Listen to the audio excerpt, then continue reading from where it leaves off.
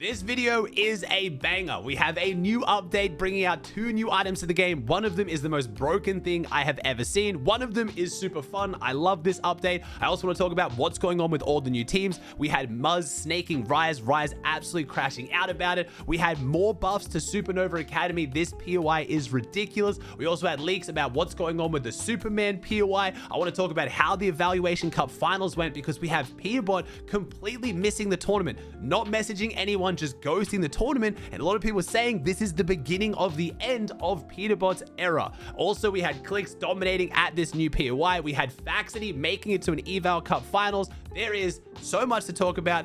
Let's jump into it. Let's kick off talking about the new update. We got 2 major new items added to the game. We had the Storm Beast Pom-Pom, and then we also had the Mist Form. Now, let's kick off with Storm Beast Pom-Pom. That doesn't sound super crazy at all. It's literally a cheerleader's pom-poms, but it is one of the most broken things Fortnite has added to the game in a very long time. You use this and then you turn into Storm Beast, a giant hulking beast that can run around just absolutely dominating people. You can also jump into the air and do a crazy like slam down ability. And even more insane than that, you have a separate health bar. While people are beaming you in this form, you can then go back to your regular form and you haven't taken any damage. Now you're probably thinking, Aussie, there is no way that was in competitive. Yes, it was. And then we got a clip like this.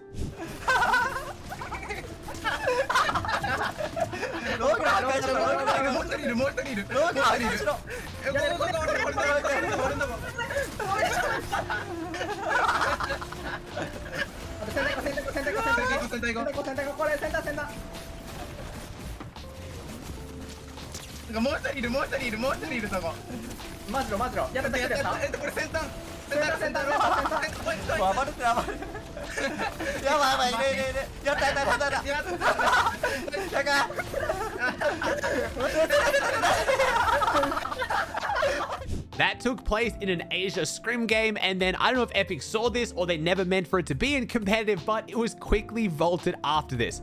Absolutely no surprise. This has no place being in competitive whatsoever. We might as well have just given the entire lobby Infinity Blades. It was ridiculous. At least the guys using it seemed like they were having some fun. Shout out Stain. I don't speak Japanese, but it sounded like they were really enjoying themselves. So that was taken out of competitive, thankfully, but it is still in ranked and pubs, and there's a lot of people not too happy with how it's affecting rank, saying that it's absolutely ruining the game right now. It's up there with like the sticky grenade launch. There seems to always be one item that Fortnite loves throwing into ranked to make it just feel like an absolute joke, and no one who cares about competitive actually wants to grind it. And we're going to come back to the discussion we always come back to. Goofy fun items like this definitely belong in Fortnite. Casuals love them. They're super fun for the game. I get it. Put them in pubs. And then if you don't want to play with those kind of goofy, crazy items, you actually want to take the game more seriously. Maybe you want to play more competitive. Maybe you care about getting better at the game and increasing some kind of a rank. You would play the ranked mode. Fortnite, I know you can give me money anytime you want. Please take this kind of stuff out of ranked. I really do think it is the reason why we're seeing some of the lowest ranked player counts we've seen in Battle Royale in years. Next up, we have an item that I actually do really enjoy, and I'm very happy it's in competitive. It is the Mist Form. Now, this is the other mythic that goes with Mist, the character that shoots out the bats, and very luckily, it is way more useful than that item. The gloves that shoot out the bats really has almost no use until now, but I'll get to that in a second. We now have the Mist Form. This is a cape that turns you into a bat that you can then fly around, or a crow or a bird or something, and you can fly around and you're invulnerable for 4 seconds. You take no damage, and that means from enemy players. You take no damage from guns. You take no damage from storm surge, storm sickness, anything. You will not take damage for 4 seconds. Now, it's on a 20-second cooldown, but that cooldown starts when you first use the form. So technically, it's only got about a 15 or 16-second cooldown. It drops with 10 uses. You get it 100% guaranteed out of A and S tier caches, because there's supposed to be other items in competitive, because there aren't. You just get it every single time, and you can actually combine it with the Mist Gauntlets we already have, which were useless, and it makes a legendary version of the weapon, which has half the cooldown and almost infinite uses. It basically uses no charge every time you do it, which we've seen players and teams like Clixiomzo and Higgs using this a lot in the eval opens. Because it does take up 2 slots, I'm not 100% sure whether I think this is worth it, but having that half cooldown is insane. Flying around the map is extremely overpowered, and like I said, you can use this in heal off situations. If you're about to take tank Storm, you can pop it and you'll just stay in Storm for 4 seconds and take no damage. You can use it to, again, avoid Storm Surge or Storm Sickness. You can do it when you're about to get boxed up and blitzed and you can fly straight out. It's really, really good item. And honestly, I really enjoy it. I actually do think it's quite balanced. It has a good delay on it from when you exit the form before you can shoot. So you can't just fly up on people, jump out and one pump them straight away. It gives off visual audio and it's quite easy to see. So it's not like you need to sneak up on them like you could with the jetpack. All around, I think Fortnite truly cooked with this item. I really, really do like it. It's fit into the loot pool a little bit interestingly because we have trios as the main competitive game mode right now.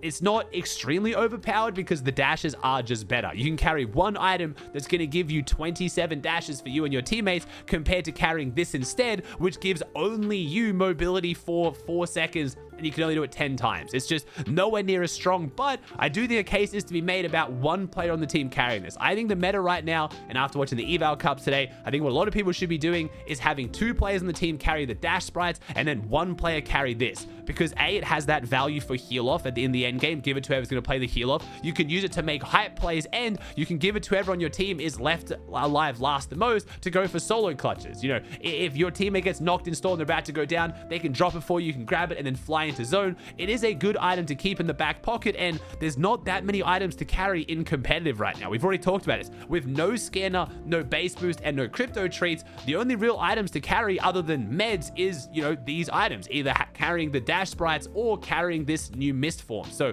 realistically, you might as well have one person on your team carry it. There's not a lot of weapons that are worth carrying 3 weapons of right now. Most people are carrying either the Spire AR, you know, the pistols, maybe a DMR, and their shotgun. They're not really carrying 3 weapons. So you've already got, you know, in a trio, 5 med slots if everyone carries double meds, and you can have an extra med slot as well. So you've already got 6 people carrying meds. So honestly, I think that's a really, really good idea. It's been really fun to see teams use this. Teams like Pixie were abusing this a lot over on EU. We did have some situations where we had trios running all 3 of them with the cloak, and it works well. It lets you make some cool plays where all 3 of you can fly up on height or all 3 of you can fly down a layer. But overall, I saw teams that were using the dashes doing a lot better than teams who were trying to use this too much.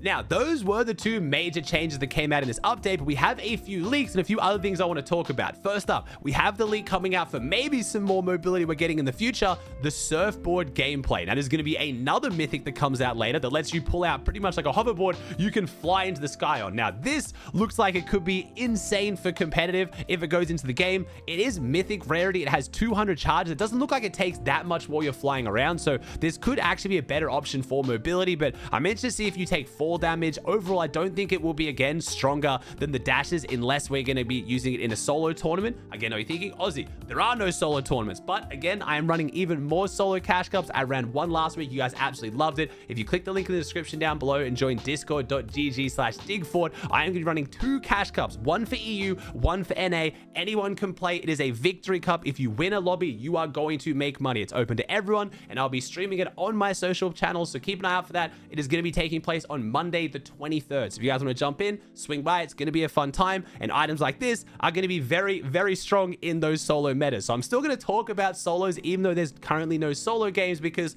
I'm doing my best to try to save this and run some solo tournaments for you guys as well. Now, one of the other major leaks we got is about a POI I've been talking about a lot, the Fortress of Solitude. Superman's POI is coming to the game. I've been talking about how I think Peterbot or Poyo might be dropping there and switch their drop spot from Demon's Domain.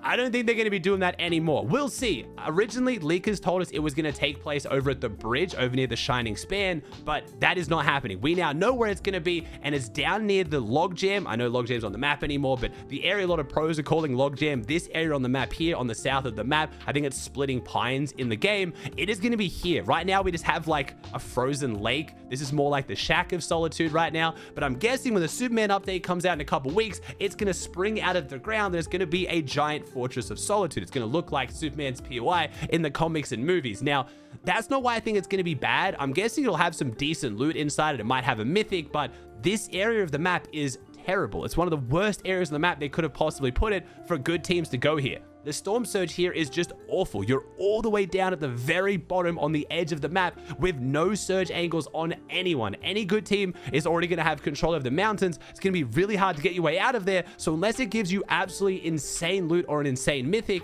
I don't think this POI is going to be super relevant going forward. One POI that did get buffed, and I don't care what anyone says anymore, I've been saying it for a while now, Supernova Academy is officially better than Demon's Domain. It got buffed yet again. They added another room to get more loot underneath the POI. It's a bit of extra loot. This isn't a huge deal, but they added like a gigantic rail system that you can use to launch yourself into the sky towards brutal boxcars. This is part of the storyline. Apparently they're launching these like pod things into space. Probably thinking, Aussie, how is that such a buff? Yeah, you get to rotate a little bit, but what does that do? Well, it lets you make plays like this. Nice. Why did it? I'm king other one. I'm king other one. I'm king other one. 150, 200. Oh my god. Oh my god. That was ritual. It's Fancy.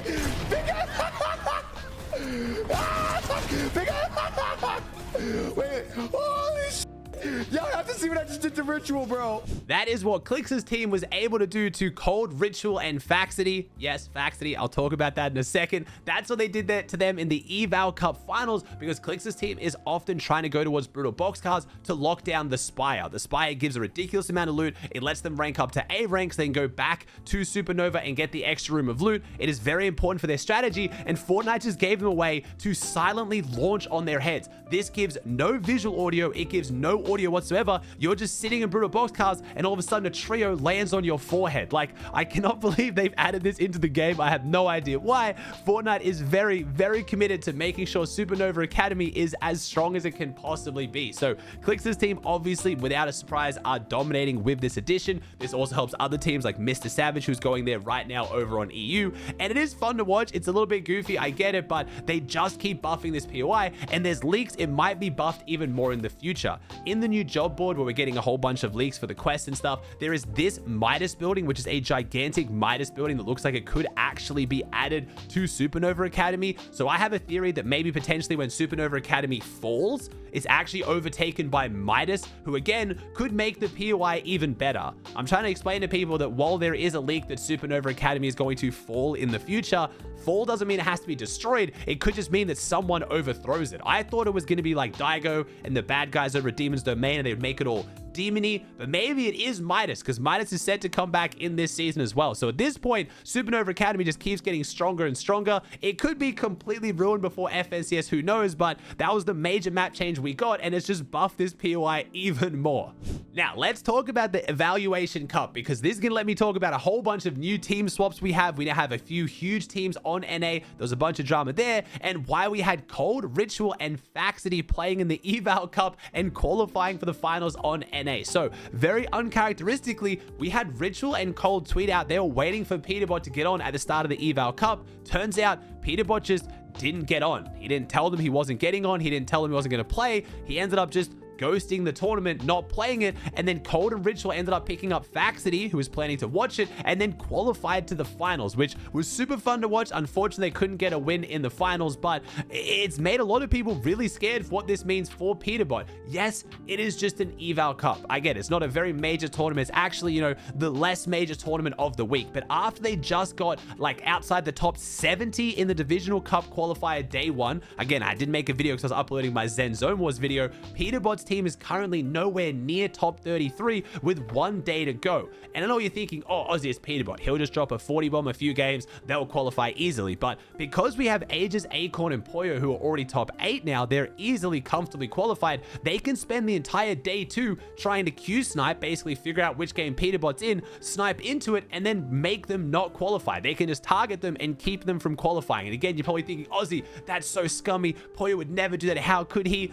Every single pro does this, basically. Every single pro, if they're already qualified for a tournament and there is a team that's going to be contesting them in the final, they will do everything they can to make sure that team doesn't qualify for the finals. You can hate it. I know it's not the most sportsman conduct in the world, but it is just normal gameplay in Fortnite, the Battle Royale. Most of the ways you can do it doesn't actually break TOS. Again, you can just use your friends list or find out when they're in the game from the friends list or the leaderboards in game and then go off that as well. It's not like you have to be stream sniping them and, you know, targeting. Like, there's not anything that actually breaks TOS other than not playing to the best of your ability, which deliberately dying to get another Q in the tournament also technically is against this rule. So I don't know how it makes you feel. You can lose respect for players if you want to. Maybe Poyo, Acorn, Ages don't end up doing this, but I'm expecting they're going to, because every team in this situation will do this. So right now we stand to potentially have Pete not make the Eval Cup finals because he didn't play, and then not make the first Div 1 Cup finals of the season, which is, you know, concerning for a lot of people. There's been a lot of people talking about how Pete doesn't seem as locked in as what he has in the past, and this just kind of reinforces that. So I'm not panicking yet. I'm a fan of Pete. I like Pete. What he's done for the game and how he's been playing recently has been amazing. It's helped a whole bunch of my content. It's probably why a lot of you guys are still watching or following at home, whether you want to see him win or if you're now happy that he might start losing because he has a lot of people who don't like him. It is a bit concerning, not because it's, you know, a major tournament, but because of what it speaks to. Peterbot's thing has always been the absolute grinder who is on the game constantly, playing every tournament, locked in, doing everything he can to win, and then just not getting on for a tournament entirely is pretty out of character. It's showing that Peterbot might be slowing down, at least as in terms of mentality. Maybe he's a little bit burnt out, just not enjoying the game like he used to. Maybe he won't be putting 12 hours in every single day. And I'm sure even if Peterbot does start slowing down and not grinding as much, he's still going to be a phenomenal pro. But a lot of people saying that's what gave Peterbot the edge. That's why Peterbot has been Peterbot for the last year and a half, because he just dedicates everything to this game. So we'll see if it's a one-off. We'll see if maybe they can pull something off. They had a really rough day one of qualifiers. Like I said, they only had one game where they made it inside the top 10 out of 10 games. Yes, that one game was a 30 kill win, but every other game, 9 games, they died in mid-game fights without even making it to the end game, which obviously has people concerned. So we'll have to wait and see what this means for Peterbot, but if you're a Peterbot hater, this might be your time. We'll see.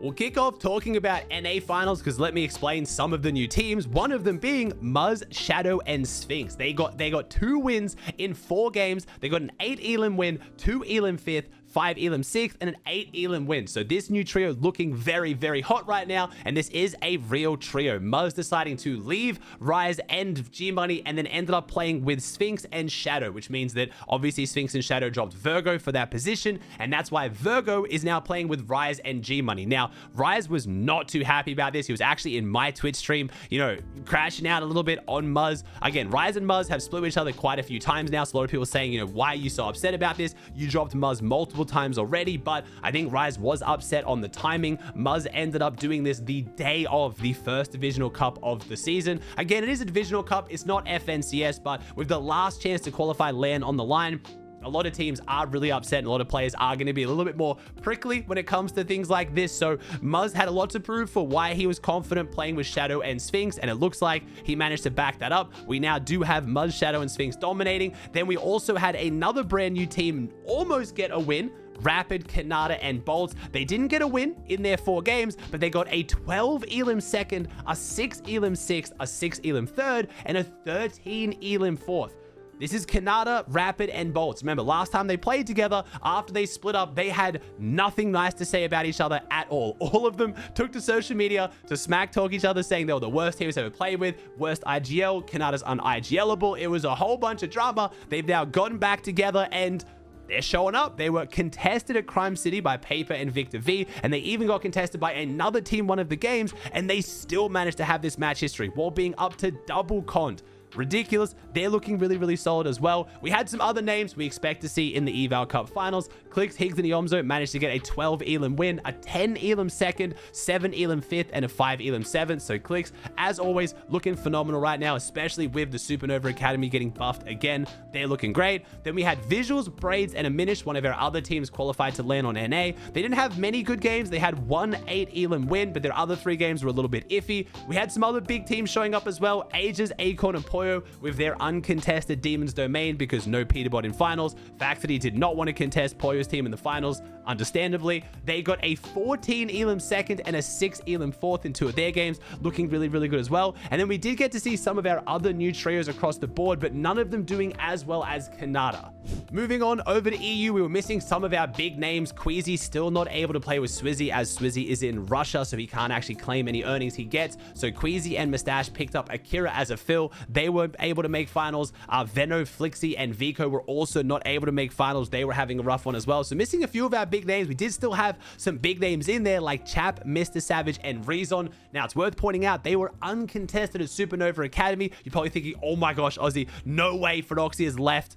no, Frodoxy just didn't qualify for finals either. He actually even went on to say because he's having so much beef with Chap right now, he is doing everything he can to make sure he keeps contesting Mr. Savage, even saying he's going so far as to target Chap at whichever PY he goes and hunt him down. This isn't anything against Mr. Savage or Rezon apparently. Frodoxy just does not like Chap for whatever reason, so unfortunately that is not looking too good for Mr. Savage. They have 100% made an enemy of a team that is already qualified to LAN. I think Frodoxy was just talking some smack. I think if Mr. Savage's team went a different drop, they wouldn't leave uncontested Supernova, but I think it makes sense that Frodoxy is not going to leave the academy. They have their LAN spot. It's the best PY on the map. Frodoxy loves to spawn fight. He will not be leaving, which means if he makes finals, Savage, Chap, and Rezon are going to have to go toe-to-toe with them.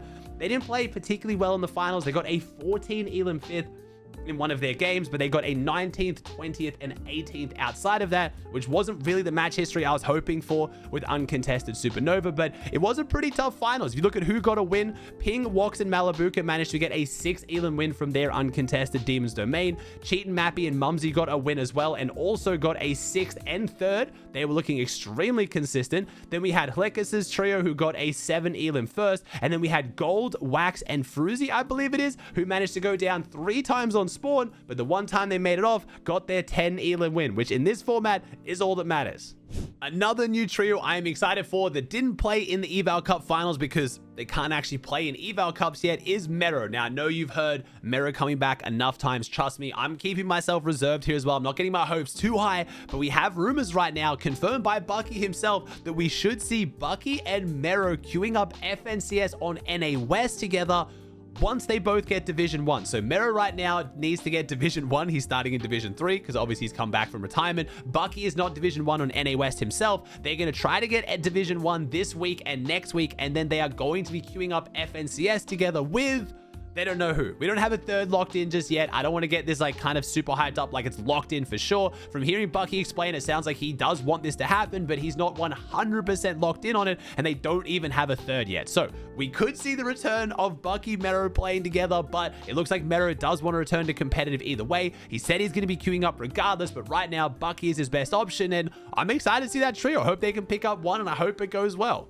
Whew, long video. Last thing I want to talk about is the new Blitz game mode. Now, this game mode was advertised specifically for mobile, but it's not actually only on mobile. You can play it on any device. It's just geared towards mobile because it's a super fast-paced battle royale game that only takes about 5 minutes. It has a whole bunch of insane items. There's medallions, there's boons. It is a really, again, super, just everything dialed up to max. Everything's super crazy. You jump right in, you loot as quick as you can, you get a bunch of loot. There's silver llamas and gold llamas. You run around and you get your win, which is perfect for when you've got 5 minutes to kill when, you know, you're traveling on the bus to school or you're on the toilet. You want to get a victory royale. So it is only 0 builds, unfortunately, so not really my cup of tea. I do prefer builds in Fortnite, but I think it does cater towards the audience it's going for. It's a bit more of a casual game mode. They did actually bring back Tfue for the announcement video. They had Tfue announcing this new game mode, which was really, really cool. I love that. It's so cool to see Tfue doing anything back involved with Fortnite, so good for him. It was a cool announcement, and honestly seems like the game mode is being well received. They're giving about a whole bunch of free cosmetics for playing the game, so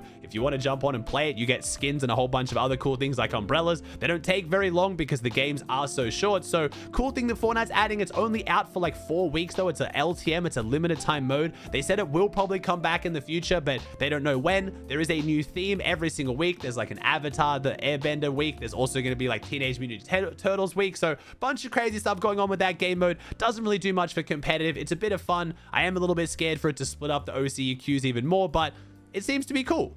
If you want to see something else that's cool, click on this video here where I find the best new Fortnite player by having him 1v1 Peterbot, Reed, and Clicks. It's a banger video. I promise you'll enjoy it.